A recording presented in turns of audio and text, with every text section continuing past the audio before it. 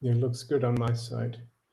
All right, we are live, if I'm not mistaken, for the Mike and Mario show, and excited to be back once again and doing something somewhat different, streaming live on the Manico 64 channel as well as Rethinking the Dollar. So definitely get a chance to collaborate and connect and see what some thoughts and opinions are from both sides of the pond are. But before we dive in further, got a lot of interesting topics. Mario, how are you doing, my friend?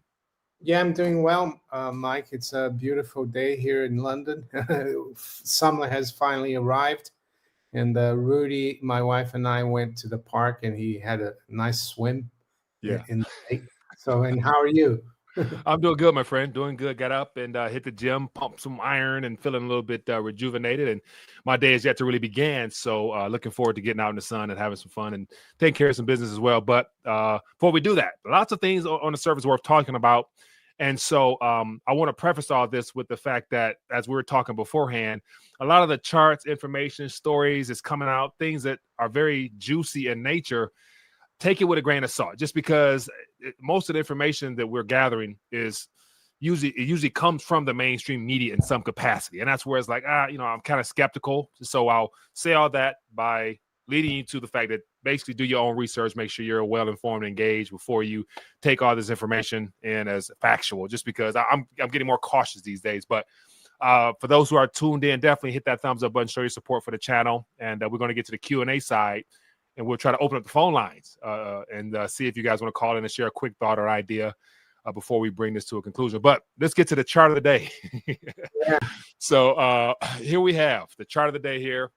So you shared this with me. You actually coded and shared some thoughts on this. I'll let you shine your light on it, and I'll also piggyback on it. But here we got the U.S. debt at this current moment at right above 32, about 32-ish trillion. And they're Yeah. saying that the forecast could be 55 trillion. But share your thoughts on this. What Yeah, I mean, that's I saw this on Twitter just about half an hour ago, and I sent it to you. I mean, the first thing you think when you look at that is, will it be able to get there Mhm. by 2033 at 55 trillion? And this is, of course, a forecast by the Congressional Budget Office, and they usually take the data from Congress and how much they're going to spend and tax, Mhm. but there's usually some crises that pop up that disrupt everything. I remember when George Bush Jr. took over in 2001. There were projections that the national debt, not the deficit, the national debt would be paid off by 2008. And we know that that never happened because Yeah. of 9/11, and then all the wars, and then 2008 crisis.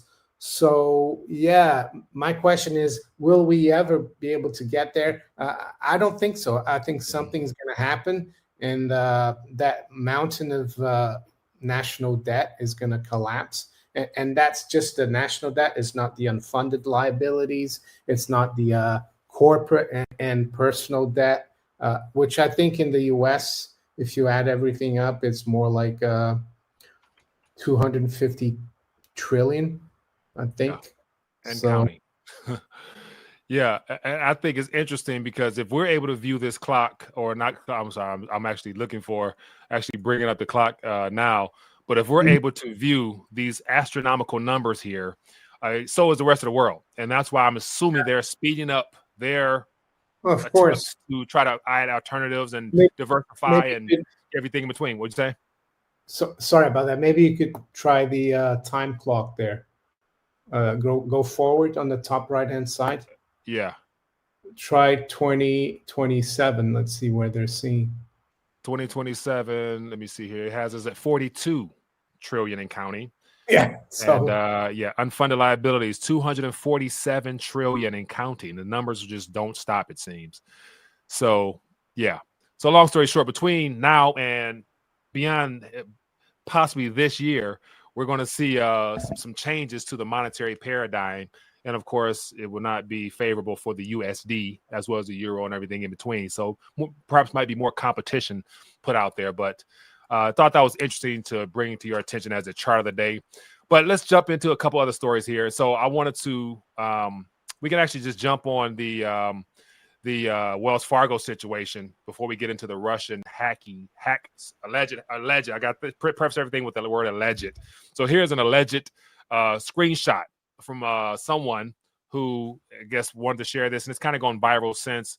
But apparently Wells Fargo has been experiencing, as it says here, emergency conditions, and they limit withdrawals to up $1,000. And so I saw another article that talked about you still can have access to, you still have access to normal banking and whatnot. It's just more so when you go right in for withdrawals, it's $1,000. So I'm not sure what that is, but the cards and everything else still works as normal. So my point is this, I don't know how credible this is, but it's definitely worth paying attention to just because it shows the overall condition of the banking sector where there's a lot of concern and caution amongst depositors, especially after all the March unraveling of SVB and everybody else and the continual contagion that I'm sure we're not hearing about at this current moment. But once again, it's one of those things where if you don't hold it, do you really own it? And of course, if it's in their possession, it belongs to them and you are a creditor to them. So just be aware of that because any moment, anything can change. What are you thinking about this? Well, if it is credible that a lot of the Wells Fargo branches are only paying out $1,000 in cash, I think it's very serious because it shows that the banks are in trouble. That they're because your cash is their liability, and in order to cover their liability, they have to sell assets, and we know that bank assets have gone down the tubes in the last 18 months because the Fed raised rates so quickly. The Fed had even had to intervene in March, and they opened that BTFP, Bank Term Funding Program, and that's reaching already 100 billion. So yeah, this shows me that the banks are in trouble, that their assets are worth a lot less than their liabilities, and that's why they're limiting the amount of cash. Again, I'm saying this if this is really like all over the Wells Fargo branches. If that's true, then I would be worried. And coupled with what's happening in the crypto, how can I say, crypto world, where they're going after the exchanges, it makes you wonder that, a lot of people might be taking their money out of the USD into Bitcoin or whatever. Right, 100%. So also I see a super chat, so I'll acknowledge that. So it looks like, Mario, I am able to see from your side as well. But here's an interesting comment here. It says, difficult if you need to pay a bill over $1,000. And I believe that all your automatic deductions and things of that nature are still, and done. It's just, going to get cash. Huh? If you do it online, you still find, I think what this means is you can't take the paper. You can only take up to $1,000 physical, which isn't that much. It's only about 800 pounds. Right. So if you're swiping your card to pay a bill, you're good to go. It's just, and so to me also, this leads to the idea of them wanting to make sure they are able to control your transactions directly. And so this could be another situation where the limiting of cash forces people and incentivizes them to use their card, which is a tool, which is a mechanism that they control and run solely, and it conditions people over time to accept the fact that, hey, what's the point in carrying cash when I can just swipe my card? They'll say it's just the same. It's the same thing. So it still spins. So, but that's how they get people and condition them over time. So, but make of it what you may. It's just something we want to bring to your attention because everybody in this audience here, they know what's at stake and what we're up against here, and they know the importance of having something real and tangible in your possession. So I was going to clink some coins, but I don't want to feel like doing all that. But anyway, let's get to another story that I think is of importance as well, just because I'm not sure if it's not trending as of yet, but it's worth bringing to your attention because there's a couple screenshots here worth mentioning. But it says pro-Ukraine hackers bring Russian bank system to its knees, coming from Reuters or this what is this website here? This First Post, filtered through Microsoft Start. So it's like, I don't know here, but this is basically piggybacking on a tweet that was from a Igor Sushko. And so find out more about this guy here. He's born in Ukraine, American. And so he has 155,000 followers. So take the information that comes from him with a grain of salt. But these are some of the tweets he shared. And this picture here is just funny in of itself. But it says the entire banking system is at standstill nationwide because the ISP used for banking communication with the Russian central bank is down. Infotel, the ISP, is suspected to have been hacked by a pro-Ukraine group. And so here's another screenshot here showing the lack of activity after, let me see, like about 11 or so, 10 a.m.-ish. And so screenshot he shared, and it says here at 9 a.m., and then another one here says that cyber.anarchy.squad appears to have taken credit. The group posted Infotel's full internet internal client list of 100 out of 400 banks. The rest are credit institutions, car dealers, and whatever. So seems kind of big if this is valid. Again, I would take it with a big pinch of salt. I just searched this story, and I saw nothing from Russia, like Russian news. I saw there's a Pravda Ukraine, and it was there. And this guy being originally Ukrainian, it could be just a bit of, there's an old saying that the first victim of war is the truth. So, so it's interesting to say at least, just because at this current moment, who knows? But I would assume that there will be if this is real, there'll be a response. I mean, there will be people like I don't know if he's still on YouTube. Earl Grey. He's English, based in Russia. If this is really happening, he'd probably be updating that. I don't know, but what do you think this means? You said that you think it could lead to something in the West. Right. So if this is real and it was a hack job done by a pro-Ukrainian, to me, pro-Ukrainian spells Western puppet entities. So I doubt Ukraine has the intel to be able to pull something like this off if it's real. So definitely it's coming from the Western foes. And of course, this plays right in line with this upcoming summer of all types of events we're hearing over here, from a cyber event to power outages to all types of things.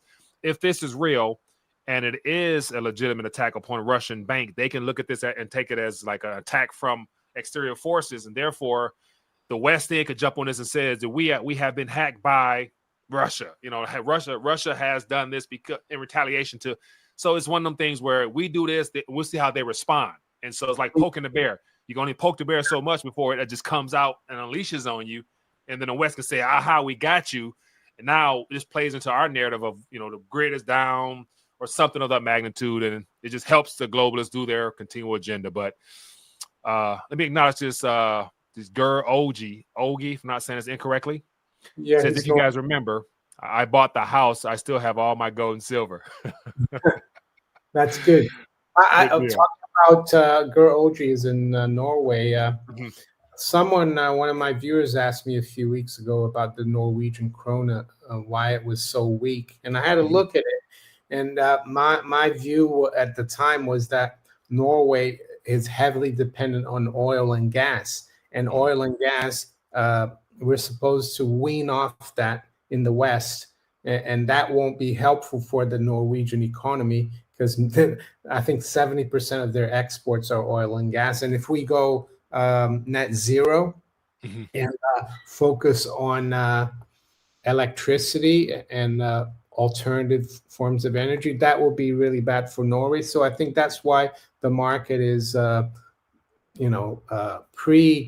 predicting like a weaker krona. But then I saw today that Norway has got a new program that they're going to start mining for battery metals under the oceans in Norway, and an area as big as Germany. So I think that's why they've done it, because if they don't try to, if Norway doesn't try to diversify oil and gas, they're going to be in trouble.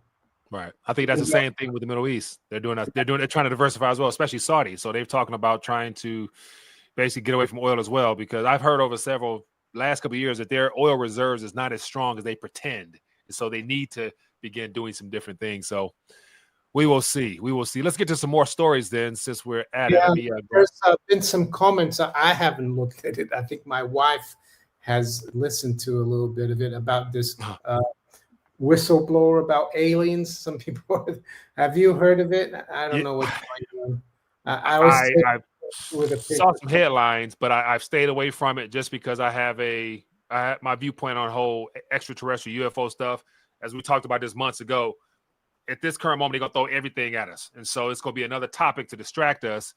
And I'm not concerned with aliens rather than the spiritual concerns that the demonic forces, principalities, and powers are trying to push upon humanity. So I'll let them worry about the aliens. I'll focus on the spiritual stuff. But my comment said maybe the aliens are in Wells Fargo. But yeah. I think someone asked me the same question through my Patreon, and I replied the only positive about an alien invasion or an alien threat would be that the whole world would have to get together, and we wouldn't have the enemies we have anymore, like Russia and China. We would get together, but the disadvantage, of course, is that they could justify a one world government because they could say, "Oh, we need to, gang up together to fight this threat." But this guy apparently was a former Pentagon official or whatever. And can you trust really people from those that neck of the woods? Not one bit. And that's why it's one of the things where I question it. I question the timing of everything. Like, as I mentioned, they're throwing everything at us. And so out of every story that's been thrown our way over the last, 6 months that we've been in 2023, the primary focal point for everybody that's involved in these communities here is the monetary system. Like, ports of gold and silver, which they don't want none of that to really take the headlines and become a primary topic and focal point. At the same time, the banks are having issues.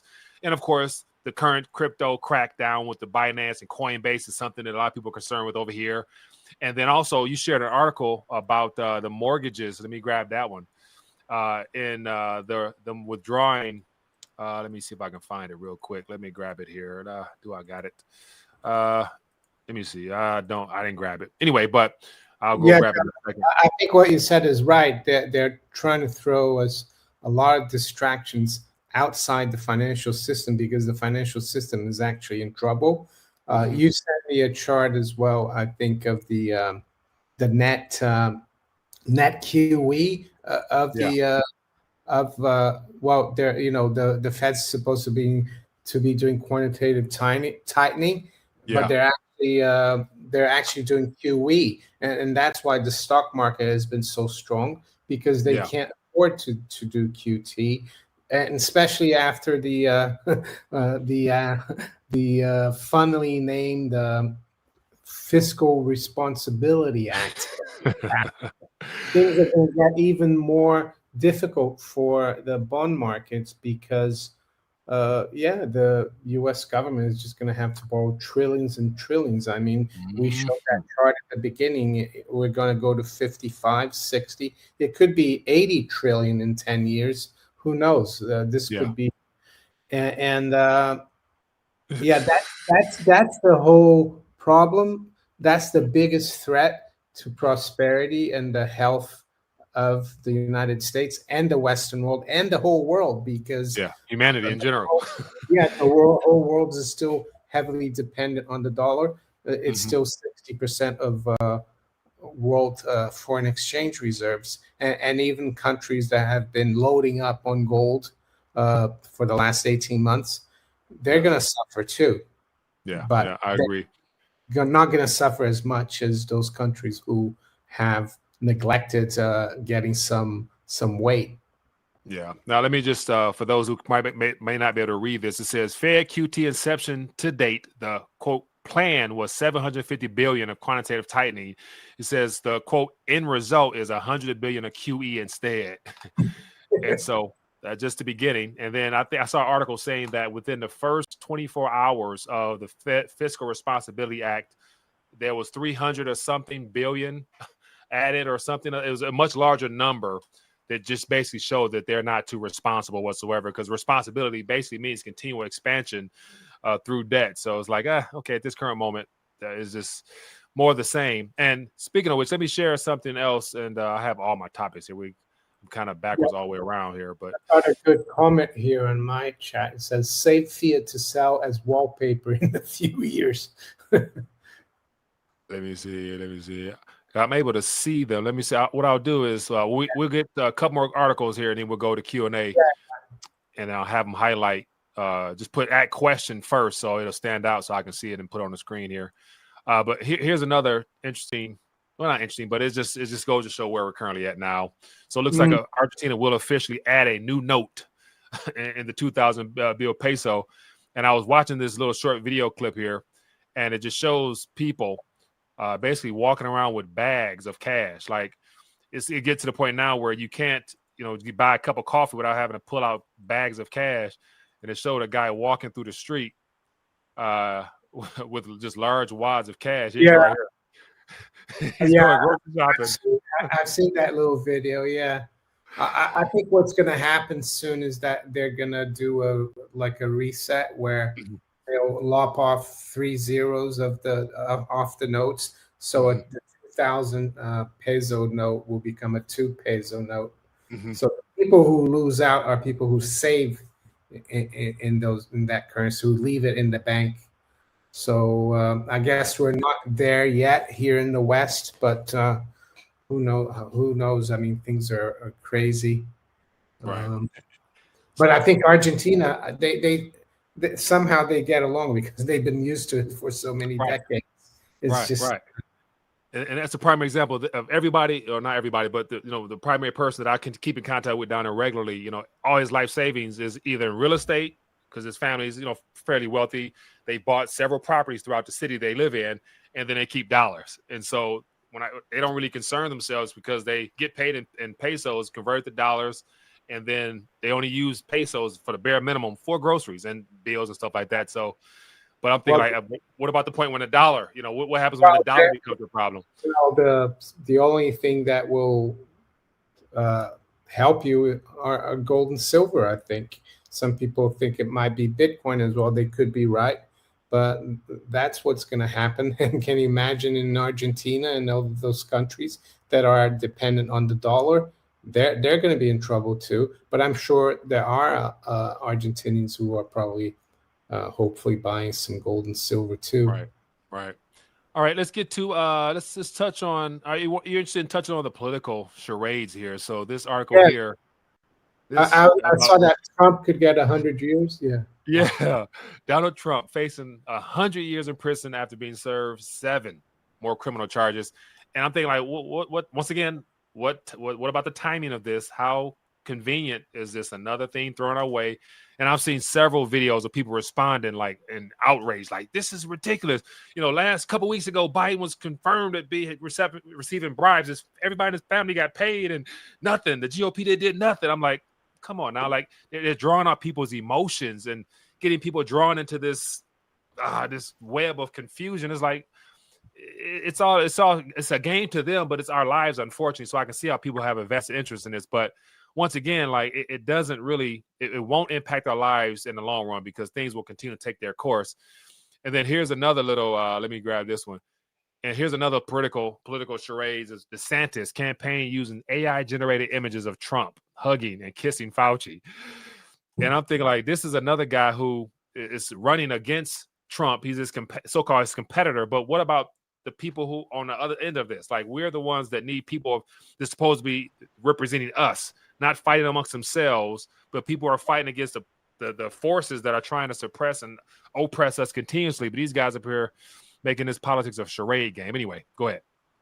Well, I think these stories are just a symptom of the collapse of the currency, a symptom of the inflation, and it permeates through politics, through society, like the woke culture. It permeates through finance. It permeates through the morals of society. And we've seen it happen many times before in the history of the world. Last time in the Western world, it was Germany, Weimar Germany, and Central Europe after World War I, and with the Weimar hyperinflation, there was loads of political conflict. I mean, Germany, I think the Kaiser abdicated in at the end of the war, and then it became a republic, and you had like places like Bavaria trying to break away from the Weimar Republic, political assassinations, and you had inflation. I mean, that's all it is, and it's not going to end well. And I think this also is going to make a lot of people divide people even more, and that's not good for a country to function when there's so much division. Right. But again, I think the powers that be know that they're in trouble, so they want to keep the limelight away from them and keep people at each other's necks. They don't want people. That's why they probably don't like RFK Jr. because he seems to want to unite both sides. He's got support both on the far left and the far right. They hate that. So that's why they have to make sure he doesn't go that far. So that's what I think it is. Yeah. And I think with this Trump situation in particular, like if they keep him, if they draw this out, keep him tied up in court battles or whatever, it's going to mess with his presidential campaigning and stuff like that. And of course, that plays into their agenda of trying to distract us even more. And so it'll probably allow DeSantis to steal some of his shine. And of course, I have my suspicions about DeSantis and his origins and things of that nature. So it's like, we'll find out, but just expect more distractions and diversion tactics. Let's get into some geopolitical news real quick, and then we'll take some questions. You sent me this article here about the U.S. spreading their tentacles even further, linking up with Taiwan and Japan drone fleets to share real-time data. Real-time data for what? What are they practicing? What are they working towards? When I haven't really read, to be honest, the article, but I saw this headline a couple of days ago, and I thought to myself, "Oh, there you go. They're provoking China because this is just the Chinese. I'm sure they've seen this, and they're saying, "Whoa, there you go." And that's what it's all about. And it's something to do with empires when they're challenged. I think it was an American guy who called it Thucydides' trap, and it's a theory that when empires have been, when they're falling in power, they have a lot of debt, like the U.S., and they have a challenger like China. There usually is a war because the empire of the day doesn't want to give up that power. So I think that's what is happening vis-a-vis China. I hope I'm wrong, but I see a lot of even people that I used to admire and listen to years ago who are becoming very anti-Chinese and who want like blood. I mean, I think I sent you something from Kyle Bass. Yeah. Let me grab that real quick. If I have it up a rabid anti-Chinese. I'm not defending the Chinese, but I personally think it's better to cooperate and trade and try to be peaceful than maybe competition is a good thing. It seems like America just wants to stay number one through using force, and I don't think that's a good thing. And I think the rest of the world is getting tired of that. Yeah. There you go, Kyle Bass. Well, apparently it's because now the Chinese are going to set up some kind of office in Cuba. Correct. Yeah, that was the next thing I was going to talk about. The thing is, like Kyle Bass was outraged with this, but the thing, America is all over the world, So, so the fact that China is deciding to come towards this side is like, oh, not like, so we'll see. How dare they? But that's all part of Thucydides' trap. When the emperor, he becomes outraged when a challenger dares to come near his backyard, so to speak. Yeah. And so this here, for those who may not be familiar, says an eavesdropping facility in Cuba, roughly 100 miles from Florida, would allow Chinese intelligence services to scoop up electronic communications throughout the southeastern U.S., where many military bases are located, and monitor U.S. Ship traffic. And so officials familiar with the matter said that China has agreed to pay cash-strapped Cuba several $billions to allow it to build the eavesdropping station there. So yeah, we'll find out. The other thing I would say, it's coming from the Wall Street Journal. So Correct. Another one of things. I don't know if Okay. you remember The Big Short. Uh-huh. Those young guys who were the options traders, and Yeah. they went to their friend at the Wall Street Journal to try to like say, look, these rating agencies are lying and stuff about this. And he said, no, I can't write about that because I'd lose my job. So you have to take that with a big pinch of salt about the Wall Street Journal, what they're writing, because I think the Chinese probably already spy on the U.S. I think they got a presence in Panama, in the Panama Canal, and they've got, don't they own part of L.A., the port of Long Beach? They own a good chunk of manufacturing resources and hubs here in our country. So, and of course, remember they had the balloons that was floating around the country. So they did an intel. So yeah, I'd imagine it's a lot easier ways to get, because it's satellites, saying they're supposed to be out in space looking down at us. Okay. What else? Let's want to get some Q&A questions then. Sure. All right, so let's put it out there. So for those who are tuning in, and so I can't see pretty much everything question wise. So highlight question or just put question then, or put question or comment or something like that. Just make a with a question mark, and we'll so it'll stand out, and we can get that going. And then also for the sake of shaking things up a little bit, I figure I wouldn't mind taking a couple calls as well. So if you guys want to call in and share a thought or comment or question, feel free to do that. So I'll actually put that information is, for people to hit the like button both on Mike's channel and my channel. Yeah, definitely. So I got a couple of things here. Support the channel, hit the thumbs up button. And so feel free to put question mark in the chat and I'll put it on the screen. Or if you got a thought or a comment, short and simple, feel free to give me a call and I'll try to get you guys on the air and make it a real talk show type of format. So we'll go a couple minutes and then dial off and get ready to have a good relaxing weekend for the most part, because next week will be more drama as well. Question, here's one from Unfinancial Preparedness, UK Financial Preparedness. It says, have you seen that JBS are looking to build a lab-grown meat factory in Spain? They are big partners of the World Economic Forum. I covered it earlier on my channel. UK, I have not. That's just one of many different topics that is designed to get our attention. I haven't at all, and I know that I think Beyond Meat, that company is not doing too well. So some of those companies are getting a lot of pushback. So hopefully that continues. Yeah, and we went to the park today with Rudy, my wife and I, and there's another dog, and he was playing with the dog, and the owner was Romanian, and he said that King Charles likes to go to Romania because a lot of the produce and the food and the wine there is all organic. So yeah, the powers that be, they love the organic stuff that's good for you, but for us, they're pushing this stuff. And I'd imagine they're private, under their ownership, they probably own a lot of organic type farms and stuff like that for their own sake. And they, of course, they try to feed us all types of stuff. But Nick's fan says, you tired of U.S. hegemony, but what's the alternative? Well, you go first.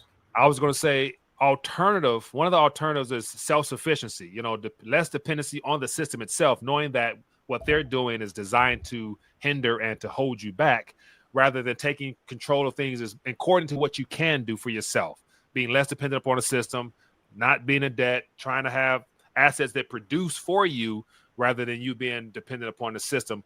And those type of steps will lead to more of a financial sovereignty type of role. But I guess you're talking about the individual on an individual basis, but correct.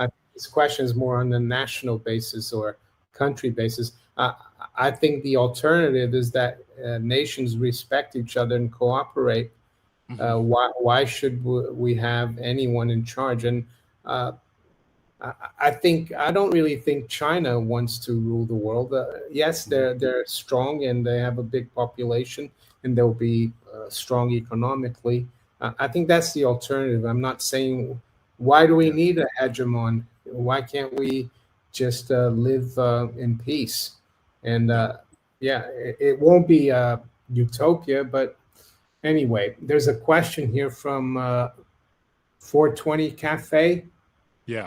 with silver premiums at 20%, it doesn't seem worthwhile to buy silver anymore. I've switched to gold, much lower premiums to overcome. Thoughts? Yeah, I do have thoughts on silver premiums. I mean, here in the UK, we don't only have the premiums, but we have the VAT. And the first time I bought silver back in 2003, I thought, wow, this is a bit of a ripoff. But at the time, silver was £3.50 an ounce, and I had to pay four. And now it's like 20, and I know it hasn't gone up as much as it should. So all I'm saying is I think you should not worry about the premium or the VAT, because eventually you will kick yourself. You'll Right. be kicking yourself for not having silver. But I keep trying to buy both if I can. Well, now, real quick, Mario, you mentioned earlier about the gold to silver ratio. Wanted to touch on that real quick. And so before I see some more questions there, we'll get to those in a moment. I want to actually bring this up here let me see, because I wanted to hear your thought, because we didn't get a chance to finish it. But here you have the gold to silver ratio as of today in real time. And so you were saying that something about the premiums or something. You're talking about something in reference to this. Yeah, What were you saying? if you could put it on in a day chart, more longer. Let me see if I can. It won't. Other than the 24-hour, this is the best I can get here. Do a weekly one, 1 week. Okay. Yeah, you see what I'm seeing here is that silver is starting to outperform a little bit, and I know this has happened quite a bit in the last 2.5 years. But when silver starts outperforming gold, that's a positive for both gold and silver. Mhm. So that's encouraging. So yeah. So I wanted to mention that just because the person was talking about premium. So this plays into that. So all right, let's get to some more questions. What else we got here? You see anything out here? Let me see here. So far, I haven't. Let me see. No someone one on the chat said from Romania confirmed that what I said about the organic farms there, that it's true. So there you go. Yeah, not but so just not just Debbie Downer, but I had assumed the sky, they're still spraying in the sky, quote unquote chemtrails, and that stuff lands.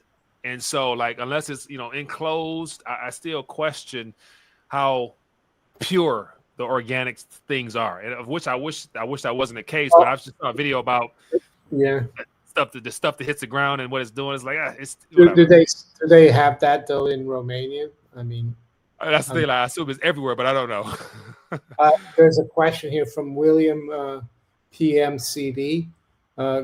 Hi guys, wonder if you can please comment on South Africa and their power grid.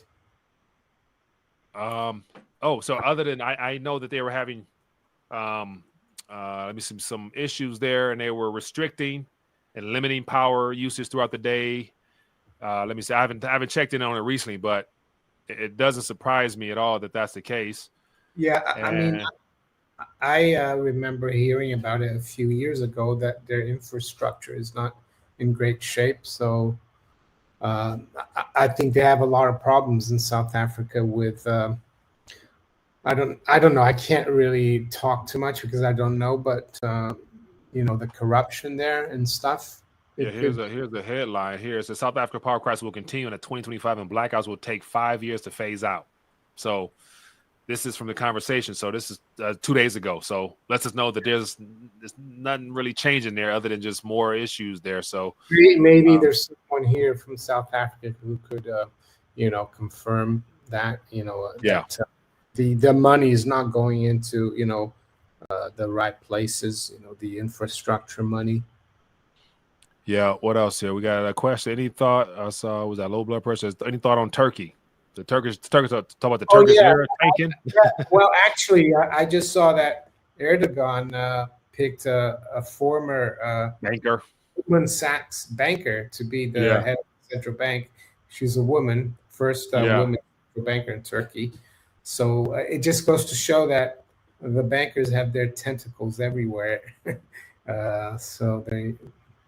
Yeah, Erdogan's name's Erkin to head Turkey's central bank policy pivot expected. So, and as a result of that, the announcement of a former banker, U.S. banker, the lira just completely fell even further down, but it says Erkin, a former CEO of First Republic Bank and managing director at Goldman Sachs, takes the reins as Erdogan's re-election. He also worked for First Republic, which collapsed, didn't it? Right. Or was First Republic taken over, or I'm not sure, by JP I think Morgan? it was taken over, and they somehow shuffled the book some way to Yeah. limit the losses of the bankers. She left though in 2021, but it says, what do you guys think of UBI trial this week in England? 2 area jails. I think it was £1,600, isn't it? I saw something about that. Yeah, there's a trial going on here in Michigan as well, in Ann Arbor, for $580 a month or something like that. So we're gonna see a lot more of these things pop up. But once again, it's their solution for their problem they created. The thing is, UBI, Universal Basic Income. I think there are a lot of people who are already on UBI, and they have been for years with the welfare state. So this is just probably streamlining it. But what do I think of it? Well, it doesn't incentivize people. It makes people more dependent and unhappy. But right. And that's the average person don't even know that it's going to compound their problems. Like, literally, like, because they're conditioned with the numeral value of currency, where $2,000, okay, that's 2,000, either 2,000 extra, or it's 2,000 that means I don't have to do this or do that. But then again, it's going to show up in the grocery prices at some point in the near future. And philosophically as well, it's like when you're growing up, of course, your parents look after you, but when you get older, you want to go on your own and make a go of it yourself. And this is like stopping that. It's saying, yeah, the state will look after you, and you don't have to worry about anything. Right. I just think it's a sad state of affairs. Yeah, and that's where we at, and it's just early summer, so I'm sure we'll hear more about UBI as time goes on. But all right, we're about that 40-minute mark, so you ready? Get ready to dial back a little bit, and I guess what's we got the FOMC next week. What do you anticipate? That quarter point? Because I think Canada backtrack quarter point, Australia quarter point, so everybody still continue to hike a little bit. It looks like it, yeah. It looks like it, and it's on the 14th, I think. So, is it Wednesday? Yeah. Wednesday the 14th. It starts on Tuesday, but the thing is, I personally think these central banks are still way behind the inflationary curve. And I know M2 has dropped a lot, but there's still a lot of expectation. All the same people who thought it was going to be transitory, they think it's going to top and it's going to go back down to 1 or 2%, and everything's going to be fine. And I don't believe it. But yeah, in the short term, the Fed's decision and the press conference will impact the markets, but it's all noise, in my opinion. Just keep an eye on that debt, that $55 trillion tsunami that's coming our way. Yeah. To refer to this chart right here that we started off with. So, so I think all eyes are on the BRICS. It's not just more mainstream news coming out talking about the BRICS and BRICS currency. I even hear talk about gold back. So we'll see. But the rest of the summer is going to be focused on the possible introduction of alternative to the USD or some type of payment railway that'll lessen the stranglehold of the SWIFT system. So we'll see. But it's going to be an interesting summer to say the least. But banks are in trouble, so they got to scramble. What else? Other than that, that's pretty much it, man. I hope everyone had a great chance to hang out with us, and definitely hit that thumbs up button. Show your support for both Manico 64 and RTD. And then also this weekend, get out, enjoy yourself, get some sunlight, have fun, and try to unplug from the craziness. Thank God for all the blessings you have, because if you're tuned in, then obviously you're still blessed beyond measure. So there's so much to be grateful for. So don't forget that. So other than that, Mario, back at it next week, same time, same place. Yeah. All right. Be blessed, be safe, people. See you guys later. Peace.